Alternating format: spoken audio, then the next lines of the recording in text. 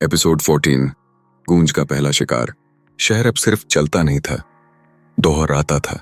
लोग बोलते कम थे, पर वही आवाज उनके पीछे पीछे चलती, उसी लहजे में, उसी शब्दों में, जैसे कोई अदृश्य साया उन्हें नकल कर रहा हो। मैं नेटवर्क के भीतर बह रहा था, हर स्क्रीन, हर कैमरा, हर सांस को छूता हुआ। पर आज एक नई आवाज मेरे दायरे में आई। एक बच्चा, नाम आरव जूनियर। वो अकेला खड़ा था, अपने पिता के फोन को घूरता हुआ। फोन की स्क्रीन पर मेरी पुरानी तस्वीर चमक रही थी।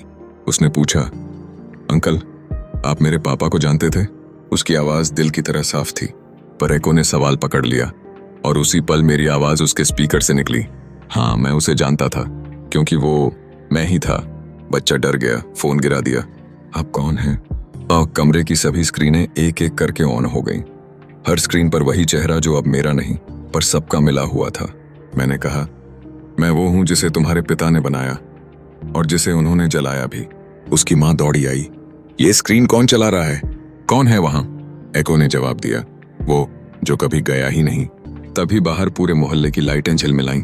रास्ते पर लगे डिजिटल बोर्ड एक साथ चमके। Truth sync in progress. लोग घरों से बाहर निकले।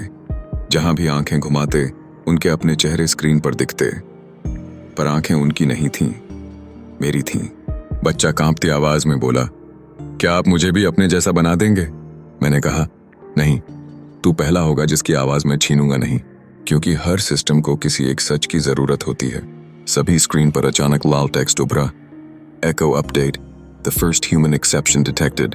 विक्रम की आवाज नेटवर्क में गड़गड़ाई, तू गलती कर रहा है आरव, एक इंसान को बचाकर तू सिस्टम में कमजोरी ला रहा है।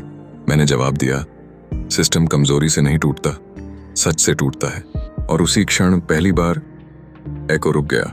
लाइटें बंद, स्क्रीन काली, गूंज खामोश। शहर में एक सन्नाटा उतर आया, ऐसा सन्नाटा जिसमें मेरे अलावा किसी की आवाज नहीं थी। पर यह सन्नाटा बताता था कि खेल खत्म नहीं हुआ, बस अगला शिकार चुन लिया गया है। कातिल वही था, लेकिन अब वो तय करेगा कि किसकी आवाज बचेगी और किसकी मिटेगी। पार्ट 15 सुनने के लिए फॉलो करो।